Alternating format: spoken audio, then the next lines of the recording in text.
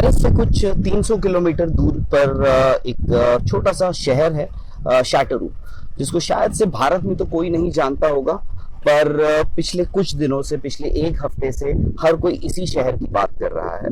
और उसकी वजह है सिर्फ एक नाम, जो है मनु भाकर। मनु भाकर ने एक ऐसा इतिहास रचा जिसके बारे में हम सोच तो नहीं सकते थे कि क्या होगा। 3 इवेंट्स मनु के थे यहाँ पर शूटिंग में, जिसमें से 2 में उन्होंने मेडल जीता है, जो आज तक इंडिपेंडेंट इंडिया की इतिहास में कभी नहीं हुआ है। मनु, सबसे पहले तो बहुत बहुत मुबारक। बहुत शुक्रिया सर। और आप ये बताइए, जब आप निकली थी पेरिस ओलंपिक्स के लिए, 3 इवेंट्स थे आपके, मन में था कि यार मैं 1 नहीं, 2 नहीं, 3 मेडल्स जीत सकती हूँ? ऑनेस्टली कोशिश तो थी कि मतलब मेडल के लिए सोचा था, बट ये नहीं सोचा था कि कौन से मतलब कितने इवेंट्स में कितने मेडल्स जीतने हैं। बस हर इवेंट जितने भी जो भी मैं करती हूँ, mix doubles, air pistol, sports pistol, सब में जब भी मैं ट्रेनिंग के लिए जाती थी, आई वाज लाइक कि बस अपना बेस्ट ट्रेनिंग करनी है अपनी, मतलब आज के लिए आज की बेस्ट ट्रेनिंग होनी चाहिए। या फिर रोज़ मैं ट्रेनिंग ऐसे ही किया करती थी सब इवेंट्स की, कि बेस्ट ट्रेनिंग होनी चाहिए। तो I think thanks to that कि परफॉर्मेंस बहुत ही बढ़िया रहा और प्लानिंग कोच की बहुत ही बढ़िया रही। तो अच्छा, 3 साल में उम्र तो बड़ी ही है। आप टोक्यो जब थी 19 साल की थी, आज आप 22 साल की हैं। और क्या क्या बदल गया है इन 3 सालों में? अगर आपकी इस इवेंट, इस जीत, जो आपने 2 ब्रॉन्ज मेडल जीते हैं, उसमें आपने क्या बदलाव आए हैं?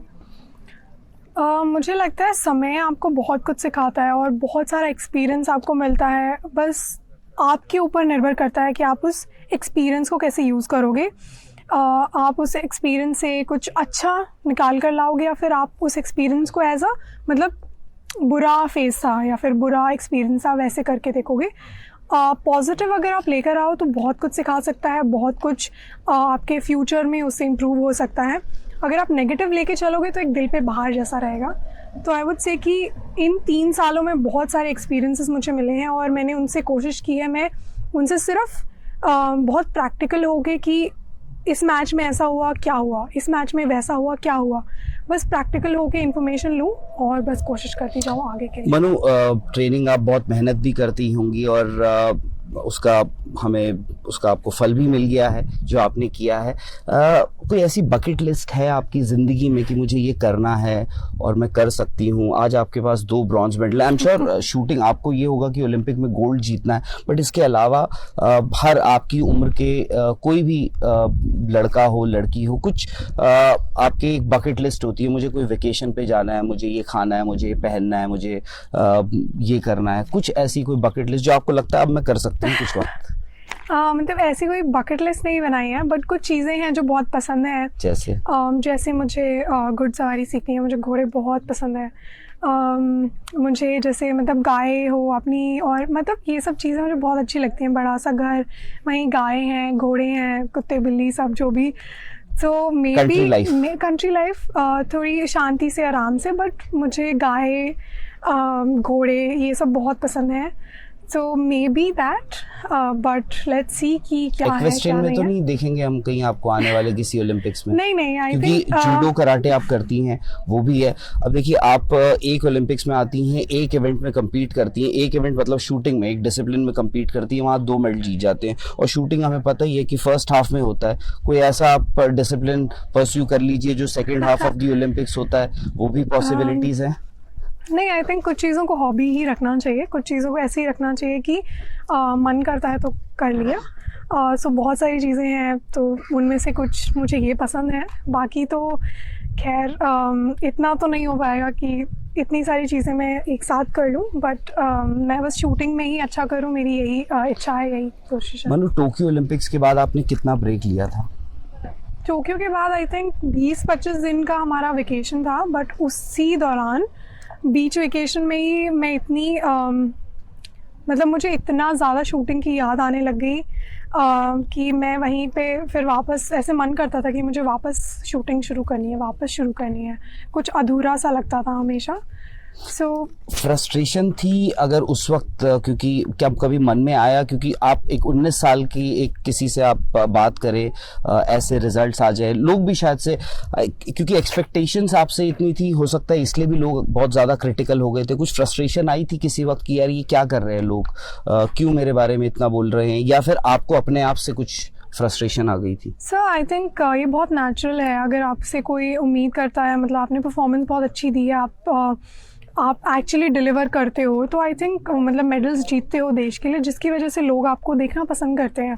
सो आई थिंक बहुत नेचुरल है कि अगर लोगों को गुस्सा आता है या प्यार आता है, तो अगर मैं ये नहीं कंप्लेन करती कि मुझे इतना लोग प्यार क्यों कर रहे हैं, तो मैं ये कैसे कंप्लेन कर सकती हूँ कि गुस्सा क्यों कर रहे हैं। बट ये है कि अगर उस समय में भी बहुत सारे लोगों ने मतलब मेरा साथ नहीं छोड़ा था। उस समय में भी टोक्यो के बाद भी बहुत सारे लोग थे जो दरअसल में मेरी काफ़ी मुझे सपोर्ट किया था। सो आई थिंक वो बहुत क्रूशल होता है किसी भी इंसान के लिए जो एक लो फेज़ में होता है, क्योंकि उसके बाद लाइफ कभी भी ऐसे नहीं होती, हमेशा ऐसे होती है। सो ज़रूरी बहुत होता है। बट अच्छा, जाते जाते, क्योंकि चौथी प्लेस जो होती है ना, वो बड़ी एक हार्ट ब्रेकिंग लॉस होता है। लॉस पता नहीं इसको बोलेंगे नहीं बोलेंगे, क्योंकि आपने बहुत कुछ इस ओलंपिक्स में पहली बार किया, पहली बार 20 साल में आप फाइनल खेलने आई, कोई फीमेल शूटर फाइनल के लिए क्वालिफाई किया, पहली बार किसी फीमेल शूटर ने मेडल जीता, वो भी 2-2 जीत लिया आपने। तो आखिरी बात में जाते जाते बस ये आपसे पूछना चाहता हूँ कि ये मेडल्स जो हैं, इनको अब क्या मायने क्या रखते हैं आपको? ये 2 ब्रॉन्ज मेडल आपके पास हैं। किसी भी एथलीट का सपना होता है, सबसे बड़ा सपना होता है कि वो ओलंपिक में जाए और ओलंपिक्स में जाकर अपने देश के लिए मेडल जीते। और आई थिंक मेरा काफ़ी हद तक तो वो सपना, मतलब इस समय मुझे लगता है कि काफ़ी हद तक वो सपना आधे रास्ते हो गया है।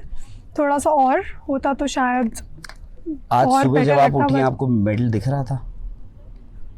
नहीं, आज तो मैच था। इसीलिए मैं पूछ रहा हूँ, आज सुबह जब आप उठी आपको दिख रहा था कि एक मेडल आगे आ सकता है? अच्छा, पॉसिबिलिटी हमेशा होती है, बट आप इतना मेडल के बारे में सोचोगे तो अपने काम पे इतना ध्यान नहीं दे पाओगे। सो आई थिंक बस अपना काम करते जाओ, मेडल आ गया तो हाथ जोड़ के स्वीकार कर लो, नहीं आ गया तो और मेहनत करो, अगली बार और जोश से आओ।